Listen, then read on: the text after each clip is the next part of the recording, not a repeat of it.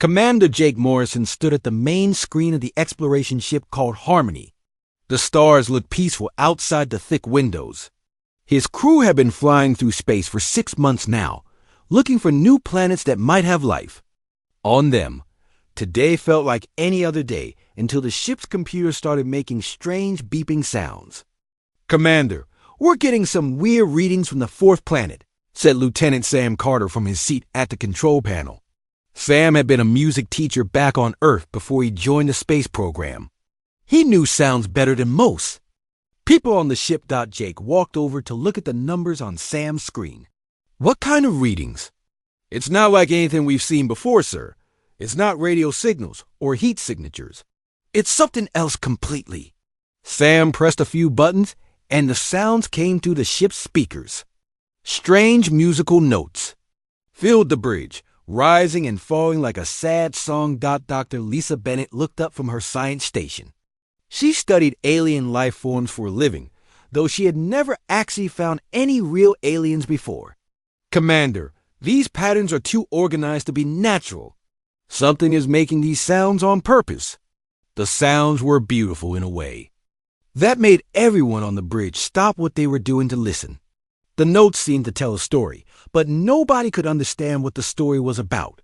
Some notes were high and light like birds singing. Others were deep and heavy like thunder rolling across the sky. "Could it be some kind of language?" asked Jake. "Maybe," said Lisa. "But how do we talk back to something that speaks in music?" The crew tried everything they could think of. They sent radio messages.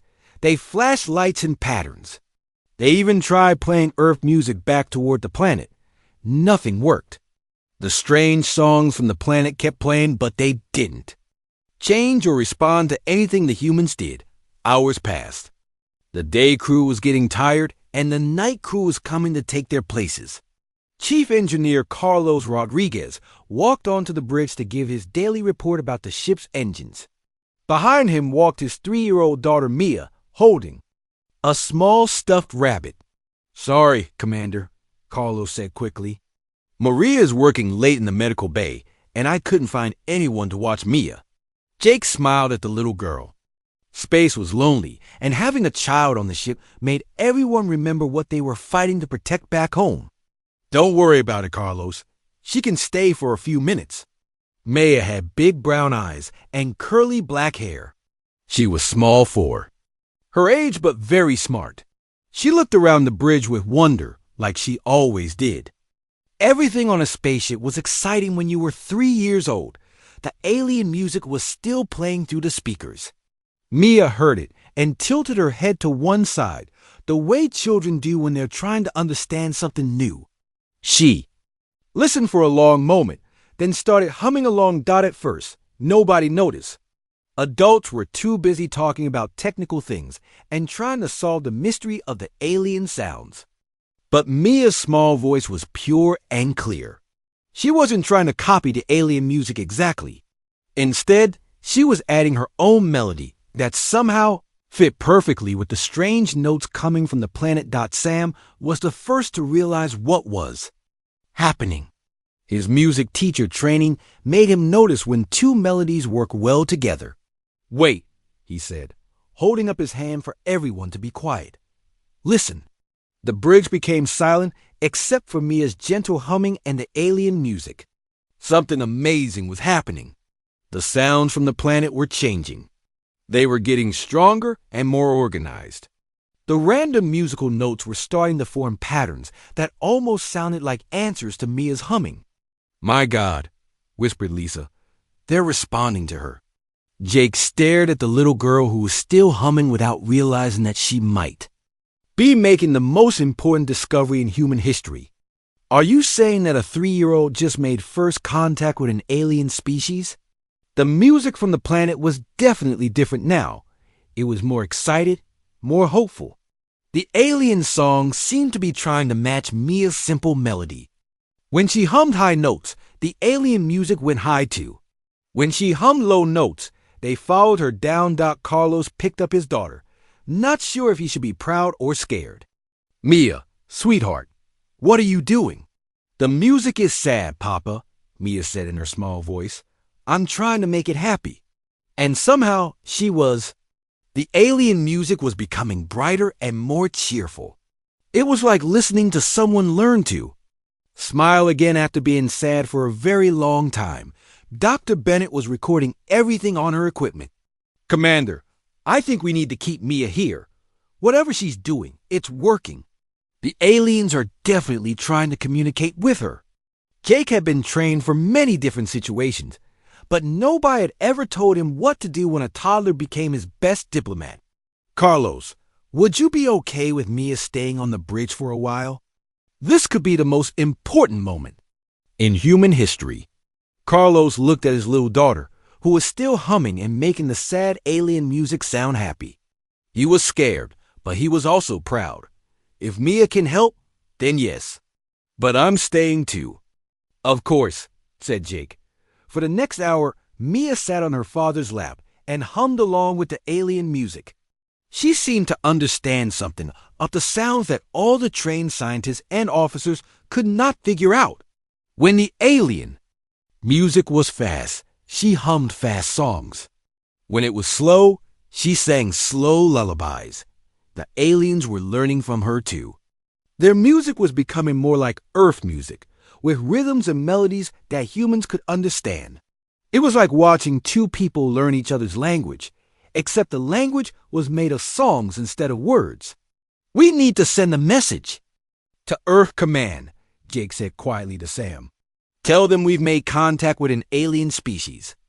Tell them the contact was made by a 3-year-old girl who likes to sing. Sam smiled as he started typing the message.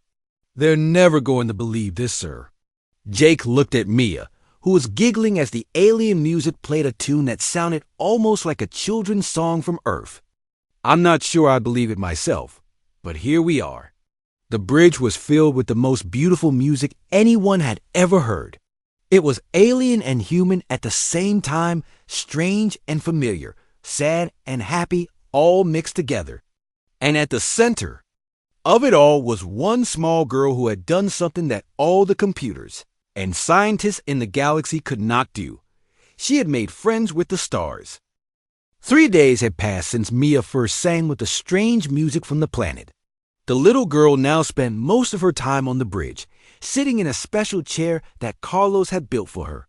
She seemed to understand the alien songs better.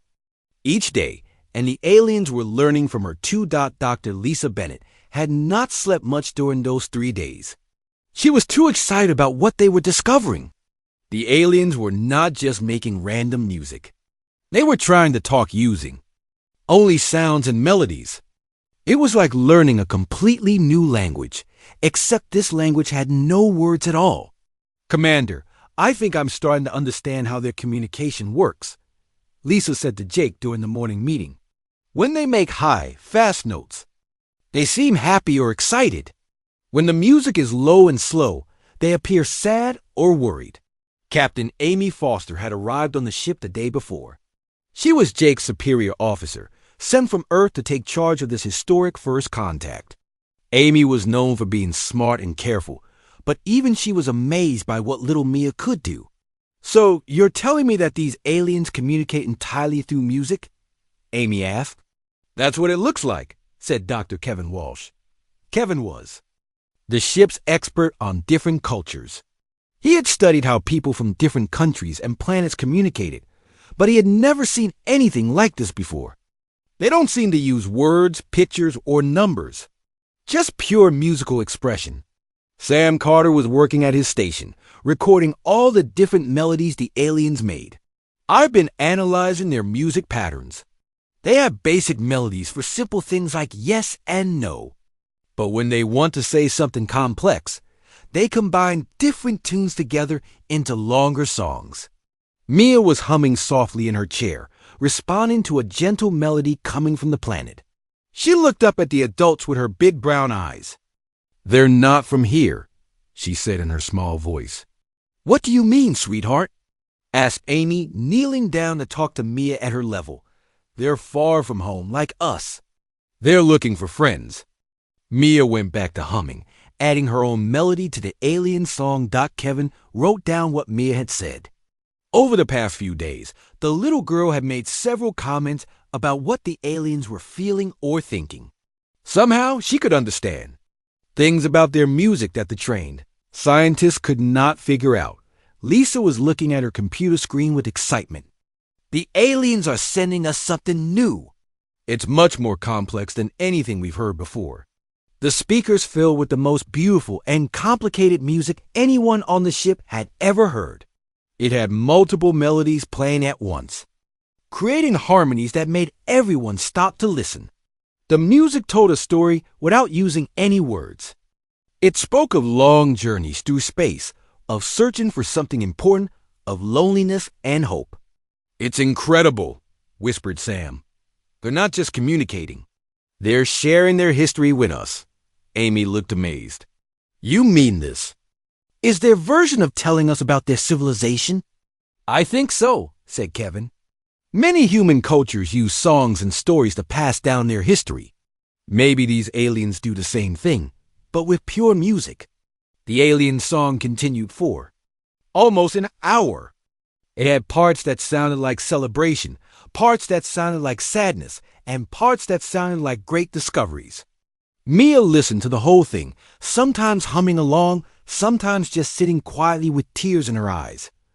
When the song ended, Mia stood up in her chair. "They call themselves the Resonari," she said. "They've been singing to the stars for a very long time, hoping someone would sing back." Everyone on the bridge stared at the little girl. She had just told them the name of the alien species. How could a 3-year-old understand something that complex from just listening to music? "Mia, how do you know that?" asked Lisa gently. Mia shrugged like it was the most natural thing in the world. "They told me in their song. They're made of crystal and light. They live for thousands of years, and they remember everything in music. They've been alone for so long that they thought they were the only ones who could sing." Carlos put his hand on his daughter's shoulder. He was proud of her, but also worried. This was too much responsibility for such a small child. "Are you sure, Mia? How can you understand all that?" "It's easy, Papa. Music tells stories. You just have to listen with your heart, not just your ears." Amy stood up and walked to the main screen, looking out at the planet where the Resonari lived. "If what Mia says is true, then we've discovered something incredible. A species that has been broadcasting music into space for thousands of years, hoping to find others who could understand them." Kevin was writing notes as fast as he could. "This could change everything we know about communication. What if music is more universal than mathematics or science? What if it's the real language that connects all intelligent life?" Over the next few hours, the crew worked with Mia to learn more about the Resonari. The aliens were patient teachers, sending simple melodies that meant basic things like food, water, home, and friend. Mia would listen to each melody and somehow know what it meant, then teach the adults. The Resonari were fascinated by human music too. When Sam played them different songs from Earth, they responded with excitement. Classical music made them create bright, complex harmonies. Rock music made them produce strong, rhythmic beats.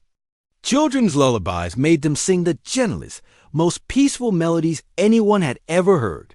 "They love Earth music," said Sam with wonder.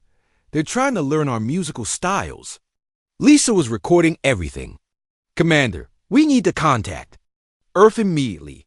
This discovery could change how we communicate with any alien species we encounter in the future." But Amy was thinking about something bigger. What if humans are special in a way we never imagined? What if we're the only species in the galaxy that naturally creates music for emotional expression? The Resonari have been looking for others like them for thousands of years, and they found us. Mia was humming along with a new Resonari song, creating a harmony that was both human and alien at the same time. "They're not scary," she said to the adults. "They just want to share their songs and learn ours. They think humans are magical because we can make music that comes from our feelings." As the day ended, the bridge was filled with a constant exchange of melodies between Earth and the Resonari planet. It was like listening to the universe's first conversation, and it was being led by a 3-year-old girl who understood that music was the language of the heart. The stars had finally learned to sing together. 2 weeks had passed since the humans first contacted the Resonari. Word about the singing aliens had spread quickly through the Resonari's crystal networks that connected their people across many star systems. Now the Harmony was receiving musical messages from dozens of different Resonari worlds, each one wanting to hear the amazing humans who could create music from their emotions. But something even more surprising was happening. Other alien species that had been ignored by Resonari for centuries were suddenly very interested in talking to humans. These aliens had tried to communicate with the Resonari before using normal methods like radio signals and mathematical patterns. But the musical crystal beings had never paid attention to them. Captain Amy Foster was reading reports from Earth Command when Lieutenant Sam Carter called to her from his station. "Captain, we're getting a new signal, but this one isn't from the Resonari. It's something completely different." The bridge crew listened as strange clicking and buzzing sounds came through the speakers. The noises had a rhythm to them, like drums beating in a complex pattern. Mia, who was coloring pictures at her small desk, looked up with interest. "They're trying to make music too," she said.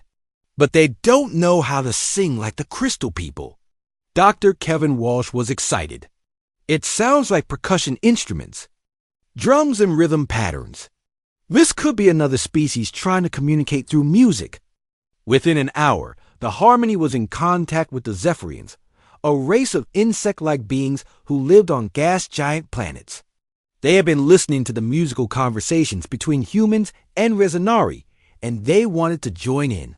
The Zephyrians could not create melodies like the crystal beings, but they were masters of rhythm and beat patterns. Sam discovered that the Zephyrians' communication was similar to Earth's drum languages that some African and Native American cultures had used.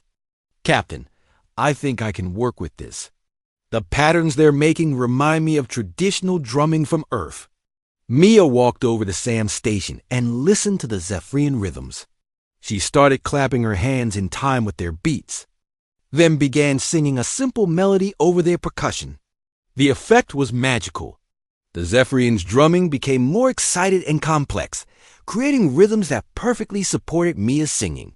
"She's doing it again," said Dr. Lisa Bennett, with amazement. "She's bridging the communication gap between species." By the end of the week, 3 more alien species had made contact with the Harmony. Each one communicated through a different type of musical expression. The ethereal collective were beings made of energy who created flowing electronic sounds, similar to Earth's synthesizer music. The harmonic tribes were plant-like creatures who communicated through wind sounds that reminded everyone of flute music. The deep singers were whale-like animals from ocean worlds who used low, powerful calls like the songs of Earth's whales. The ship's bridge had become like a concert hall, with different alien musics playing at all times. Sam had to create a special mixing system to keep all the different sounds organized. "It's like conducting the galaxy's first orchestra," he told Amy with a tired but happy smile. Mia seemed to understand all of them. She would listen to each new species and somehow know what kind of music they needed to hear from humans. For the Zephyrians, she sang songs with strong beats that they could drum along with. For the ethereal collective, she hummed electronic-sounding melodies. For the plant-like harmonic tribes, she whistled gentle tunes that sounded like wind through leaves. Kevin was working day and night to create a musical dictionary for all the different species. Each alien race has their own musical language, he explained to Amy. But Mia can somehow translate between all of them. She's like a musical interpreter for the entire galaxy. The most amazing discovery came when all the alien species started trying to make music together. The Resonari would create beautiful melodies. The Zephyrians would add rhythmic beats. The ethereal collective would contribute electronic harmonies. And the other species would add their own musical elements. The result was unlike anything anyone had ever heard before. "They're creating a galactic symphony," said Sam with wonder. Different species from across the galaxy, all making music together for the first time in history. Mia was at the center of it all. Her small voice somehow connected all the different types of alien music. When one species couldn't understand another, Mia would sing a melody that helped them communicate. She was becoming famous throughout the galaxy as the small human who taught everyone how to sing together. But Carlos was getting worried about his daughter. "She's only 3 years old," he told Amy during a private meeting. "This is too much pressure for a little girl. She's becoming more important to galactic politics than most world leaders." Amy understood his concerns. "Carlos, I know this is difficult, but Mia might be the key to peaceful relations between dozens of alien species. Without her, they might go back to ignoring each other or even fighting." The proof of Amy's words came when the Resonari sent a special message to the Harmony.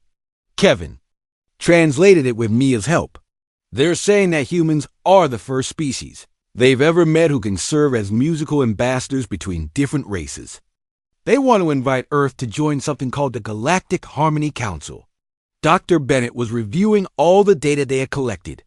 "Captain, what we're seeing here is unprecedented.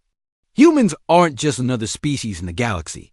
We might be unique in our ability to understand and create different types of music.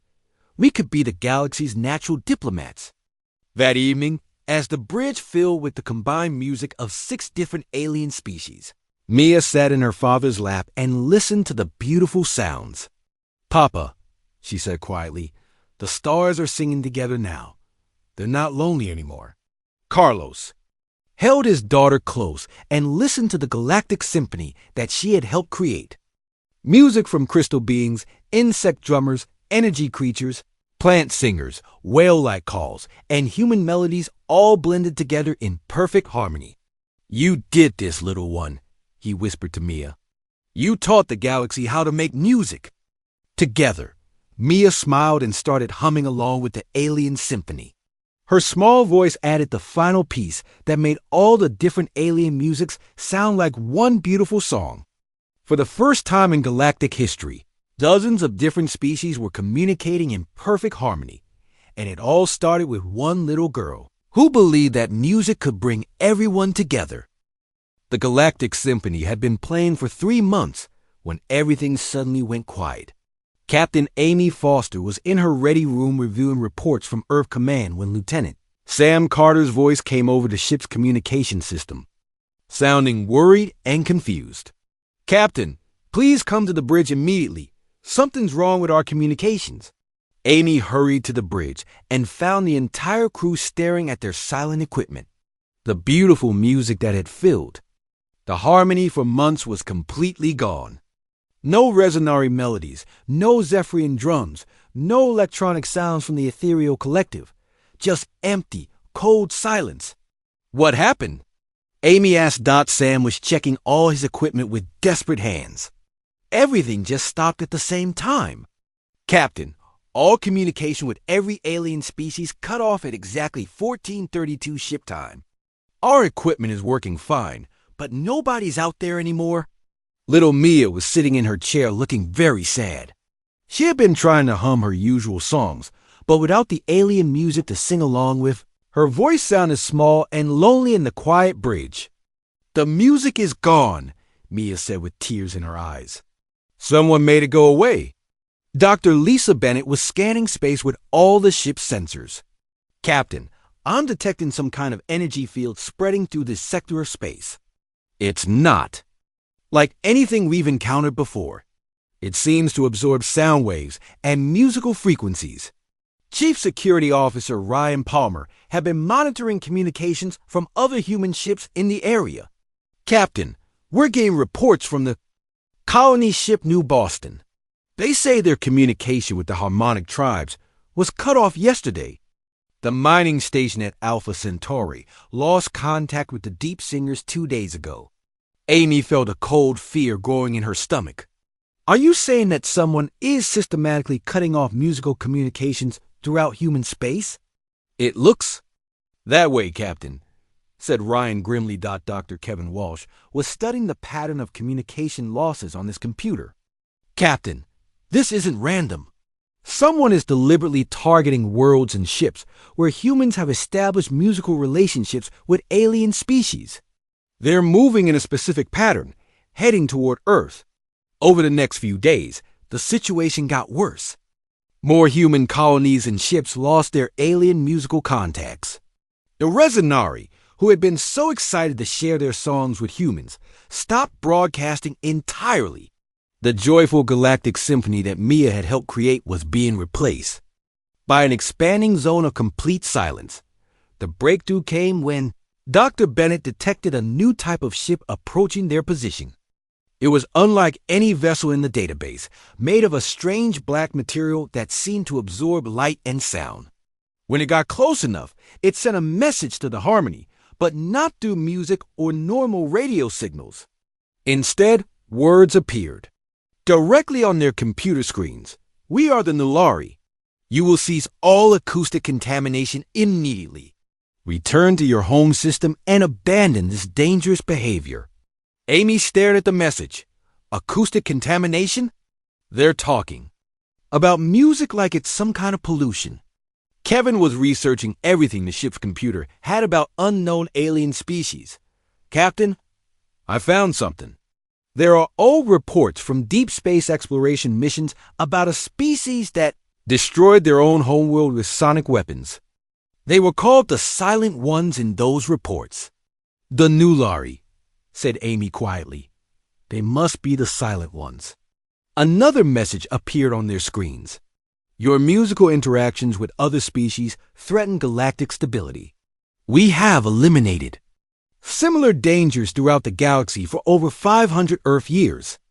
Comply or face consequences." Ryan was analyzing the alien ship with the Harmony's weapon systems. "Captain, their technology is unlike anything we've ever seen. They're not just blocking communications. They're creating zones where sound waves cannot exist at all. It's like they can turn space itself into a perfect vacuum for sound." Mia had been very quiet during all this, but now she stood up in her chair with a determined look on her small face. "They're scared," she said. "What do you mean, sweetheart?" asked Amy. "The quiet people are scared of music. Something bad happened to them a long time ago, and now they think all music is dangerous." Mia walked over to the main screen and looked out at the dark Nulari ship. They made their whole world quiet because they were afraid of their own songs. Kevin's research was confirming what Mia had somehow understood. "Captain, according to these old reports, the Nulari civilization was destroyed by something called a resonance cascade. Their own acoustic weapons created a chain reaction that shattered their planet's crust. Most of their people died.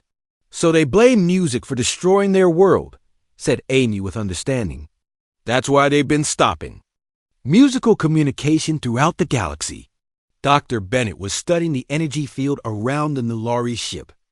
"Captain, their silence technology is incredibly advanced.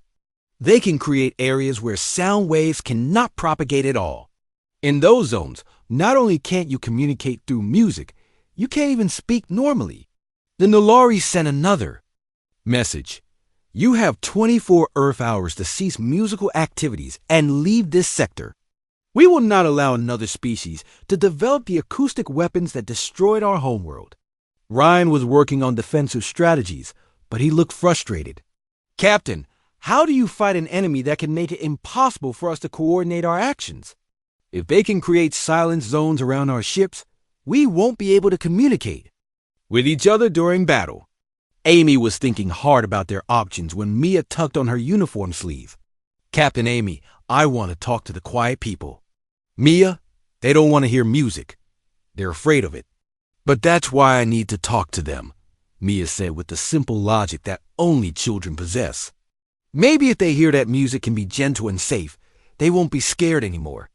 Carlos immediately objected. "Absolutely not. Mia, these aliens are dangerous. They've been destroying musical communications across the galaxy. But Papa, they're not mean. They're just scared and sad because their world got broken." Mia looked up at all the adults with her big brown eyes. Maybe I can sing them a song that isn't scary. Maybe I can show them that music doesn't have to hurt people. Amy looked at the little girl who had already accomplished the impossible by bringing together dozens of alien species through music. Now she wanted to reach out to a species that had spent centuries being afraid of the very thing that Mia loved most.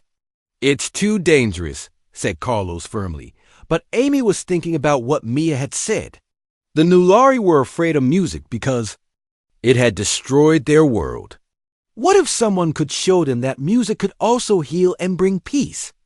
Outside the ship, the Nulari vessel waited in its bubble of perfect silence, while across the galaxy, the beautiful galactic symphony that had connected so many species was being systematically destroyed by fear.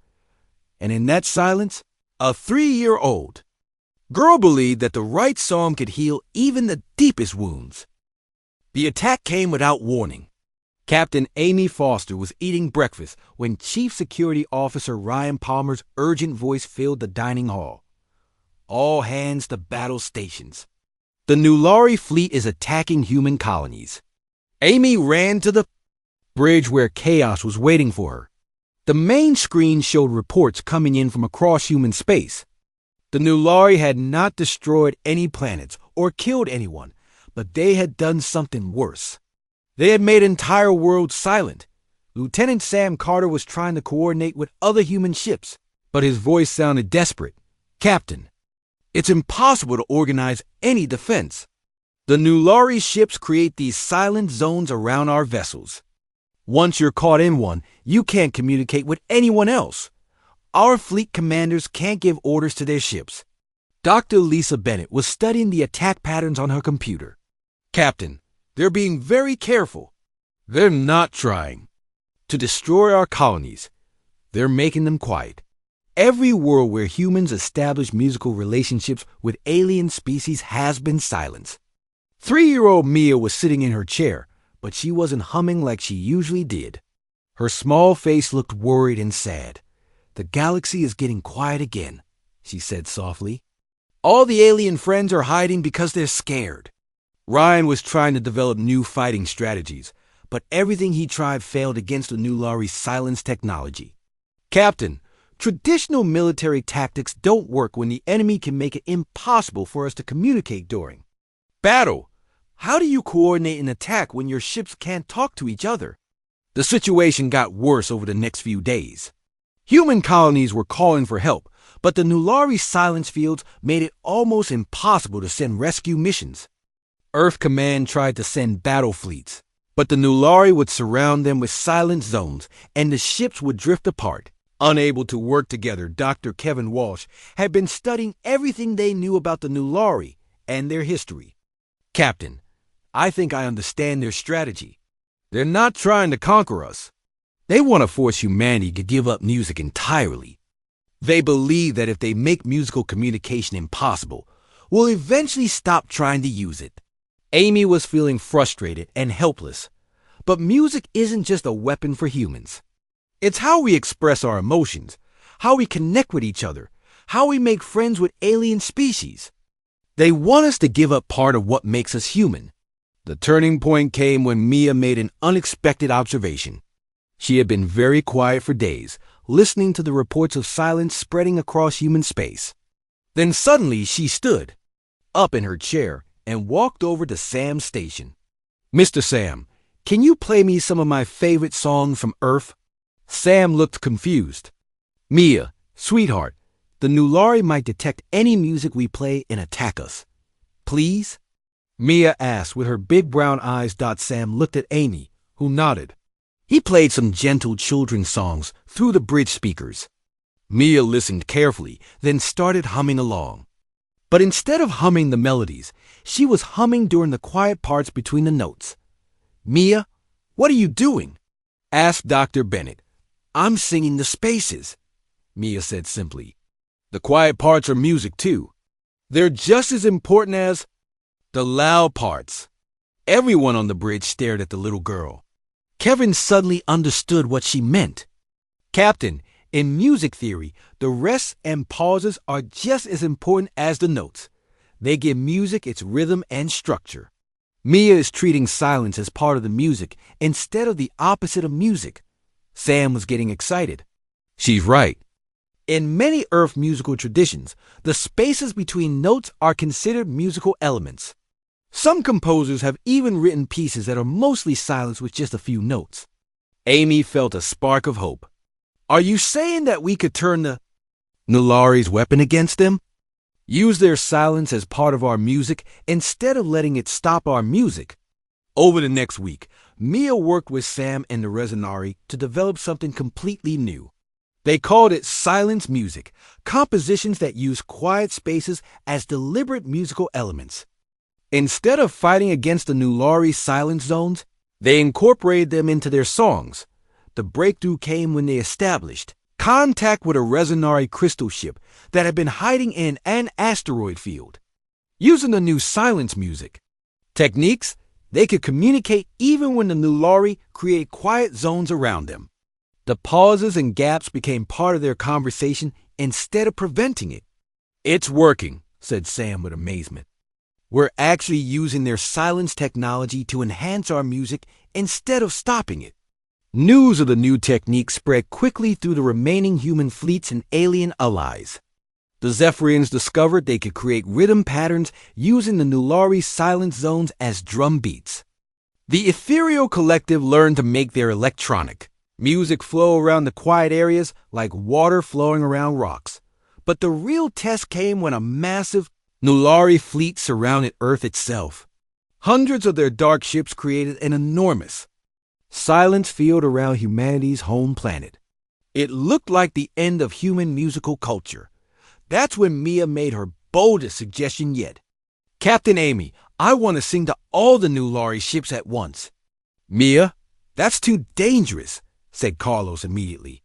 But Papa, I figured out their problem. They think music and silence are enemies. They don't understand that they can be friends. Mia looked at all the adults with determination. I want to teach them a song that uses both sound and quiet together. Amy looked at the little girl who had already changed galactic history once through her music. The Nulari fleet was waiting outside Earth, ready to make humanity's home world. Permanently silent, traditional weapons had failed. Military strategy had failed. But maybe a 3-year-old's understanding of music could succeed where everything else had failed. What do you need, Mia? Amy asked. Mia smiled for the first time in days. I need all our friends to help. The crystal people, the drum people, all of them. And I need the quiet people to listen with their hearts instead of their fear. As the human and alien fleets prepared for the strangest battle in galactic history, Mia sat in her chair and began to hum a new kind of song.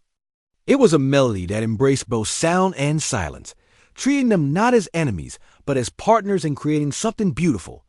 The Harmony War was about to begin, and it would be fought not with weapons, but with the most powerful force in the universe, a little girl's belief that music could heal even the deepest wounds. The battle for Earth began in the strangest way possible. Instead of weapons firing and explosions lighting up space, there was only a small girl's voice singing into the darkness. Mia Rodriguez, now 4 years old, sat in her special chair on the bridge of the Harmony as hundreds of alien ships positioned themselves around the solar system. Captain Amy Foster watched the tactical display with amazement.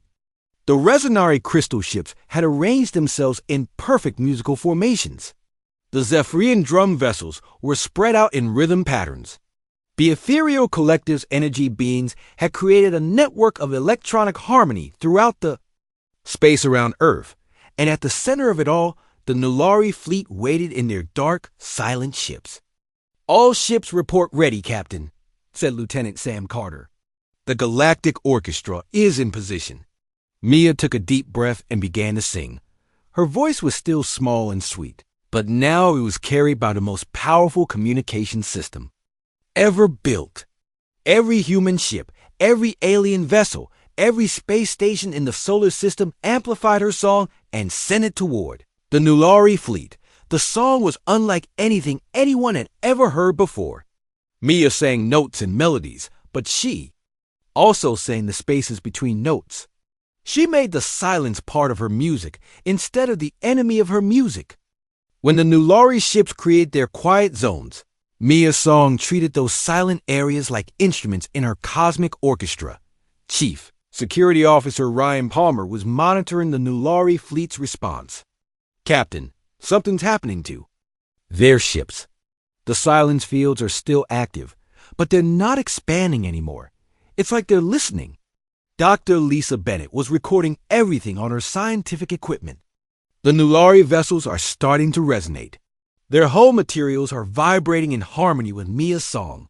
The little girl continued singing, and slowly other voices joined her. The resonary crystal beings added their beautiful melodies. The Zephyrians contributed their complex drum patterns. The ethereal collective wove electronic harmonies through the growing symphony. But most importantly, they all left spaces for the Nulari silence to be part of the music. For the first time in centuries, the Nulari heard silence being treated not as emptiness, but as an essential part of something beautiful. Dr. Kevin Walsh was translating the patterns he was detecting from the Nulari ships. "Captain, I'm picking up new signals from their fleet. They're not words or music, but there's definitely some kind of communication happening." Mia's song grew stronger as more alien voices joined the cosmic symphony. She sang about loneliness and hope, about being afraid and learning to trust again, about how different kinds of music could work together to create something more beautiful than any one voice could make alone. The breakthrough came when one of the Nulari ships began to pulse with a slow, deep rhythm. It wasn't quite music, but it wasn't complete silence either. It was something in between, like a heartbeat in the darkness. "They're responding," whispered Sam with wonder. "The Nulari are starting to make music." More Nulari ships began to add their own subtle rhythms to the galactic symphony. Their contributions were different from the other species. They created patterns of controlled silence, spaces of quiet that gave structure and meaning to all the other sounds around them. Mia smiled as she sang, recognizing that the scary quiet people were finally joining the galaxy song. "They remember now," she said during a pause in her melody. "They remember that they used to make beautiful music before they got scared."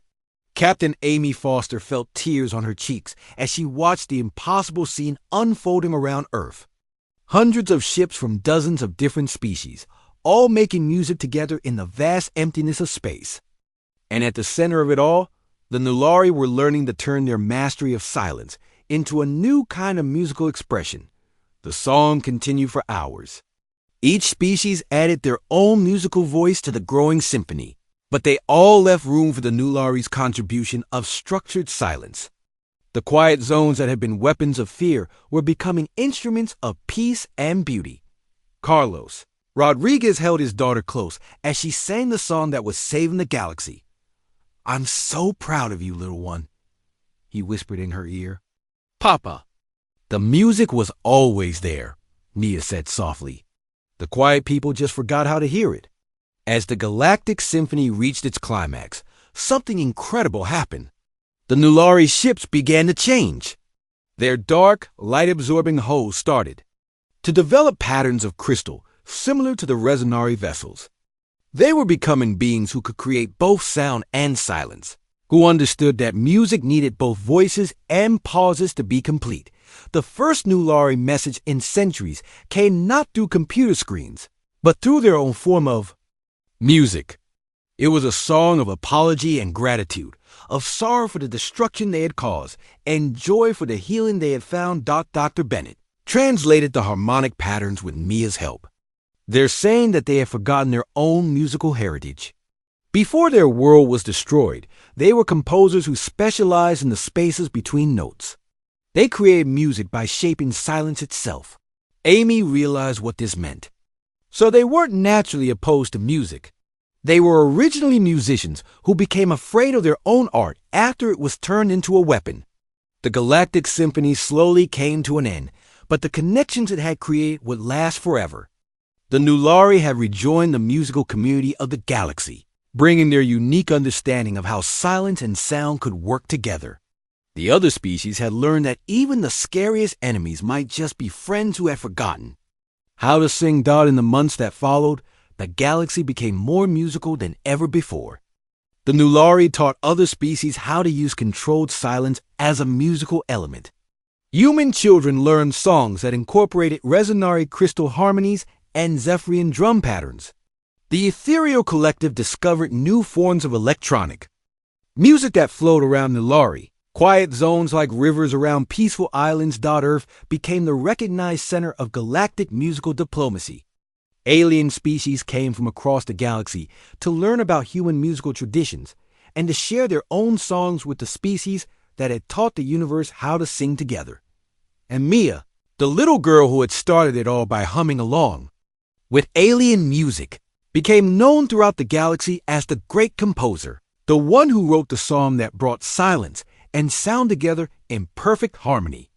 Years later, when people asked her how she had known that music could heal the ancient wounds of the Nulari, Mia would smile and give the same simple answer she had always given. Music tells stories. And every story, even the sad ones, can have a happy ending. If you listen with your heart, the galaxy had learned to sing, and it would never be silent again.